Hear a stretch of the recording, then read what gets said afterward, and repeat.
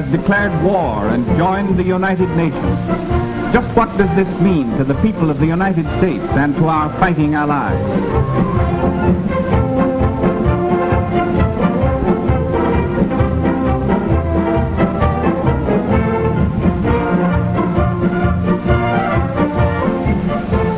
We have gained a powerful new friend in Brazil.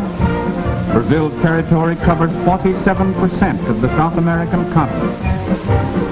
250,000 square miles larger than the United States proper. Larger than all Europe, excluding Russia. But let's look beyond the map. How can Brazil and her people help us to win the war? Well, there are more than 45 million Brazilians, which is a third of the population of the United States.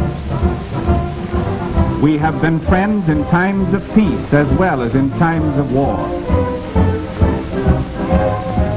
Once before, the people of Brazil proved their friendship for the people of the United States in a time of world crisis. That was in 1917.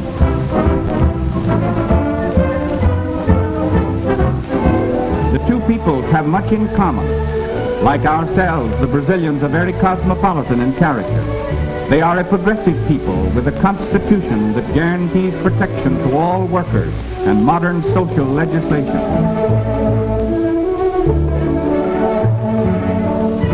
They are a sturdy people, from the gauchos of the great cattle ranches, the workmen on the rich coffee and cotton plantations, and the orange groves of her rich valleys and plains to the city dwellers.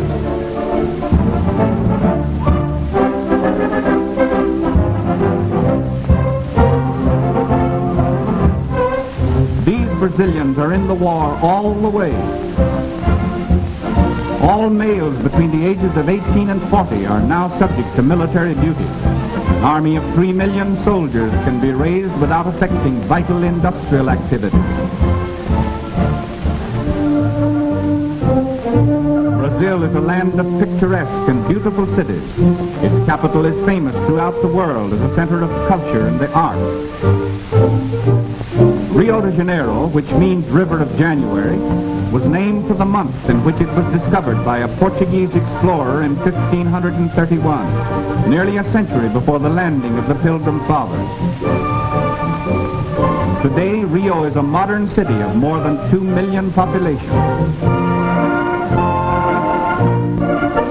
Its municipal theater is one of the finest opera houses in the world.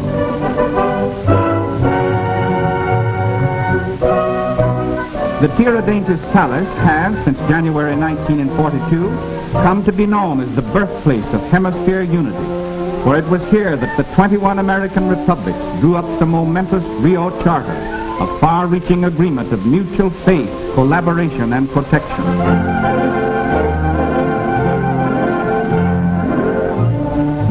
Brazil's merchant fleet is the second largest of the Western Hemisphere, surpassed only by our own.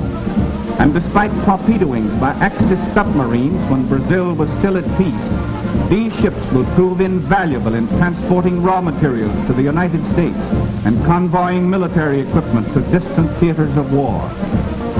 Her navy is not large as compared to those of the United States and Great Britain, but it is modern, splendidly officered and manned, and eager for action against our common enemy. These fine ships and fighting men throw the balance of naval power that much further in favor of the United Nations. Already they have seen action against enemy raiders attacking our vitally important South Atlantic supply lines. We may confidently expect that the Brazilian Navy will live up to the high standards it set for itself in the First World War.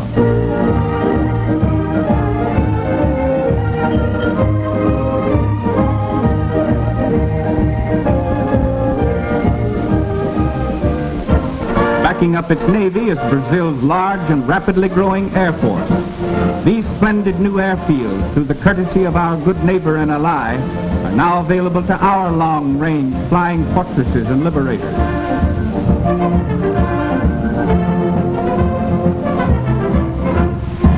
The efficiency of Brazilian fighting planes and the marksmanship of her pilots has already been admirably proven against marauding Axis submarines pursuing their campaign of terrorism off of her more than 4,000 miles of coastline.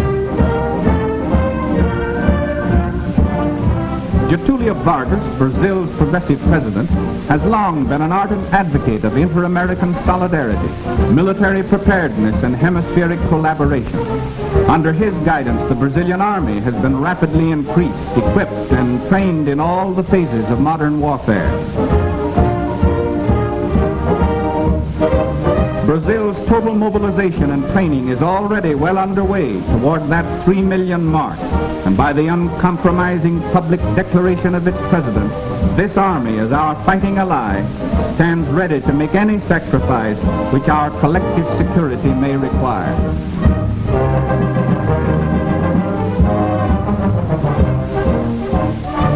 Under government supervision, Brazil is now manufacturing modern aircraft.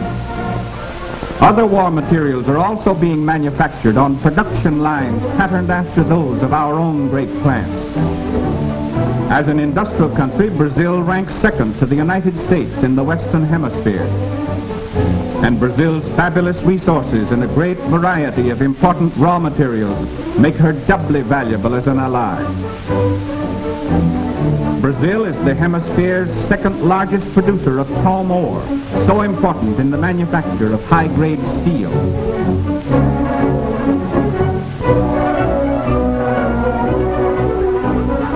These war factories in the United States use large quantities of Brazilian manganese, highest-grade iron ore, zinc, nickel, and other minerals essential to the manufacture of tanks, machine guns, warships, and other necessities of modern warfare. We need these raw materials to keep our war production plants going all out for victory. Brazil produces a large quantity of bauxite, from which the aluminum used so extensively in our combat planes is made. Brazil is the world's only source of high-grade crystal in substantial quantities, so essential in the manufacture of the electrical, optical, and precision instruments which have such a vital place in modern warfare.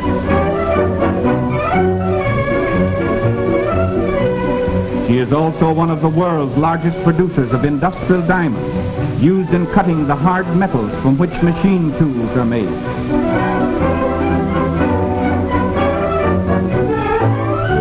She can produce enough of the basic material for making explosives to supply the entire world.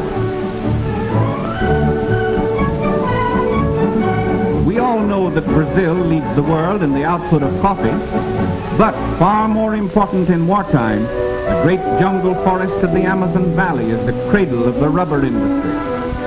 In 1903, this area supplied more than 3/5 of the entire world's consumption of rubber.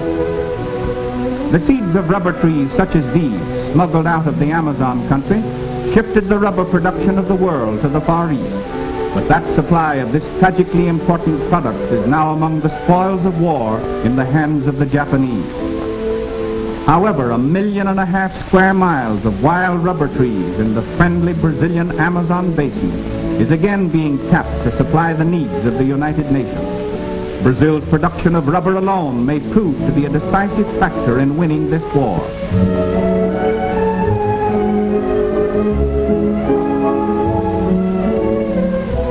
Yes, Brazil brings much to the Allied cause. Not only the weight of her resources and manpower, but the militant spirit of her people and the reaffirmation of her friendship for the people of the United States, a friendship which we welcome with gratitude and which shall never be forgotten.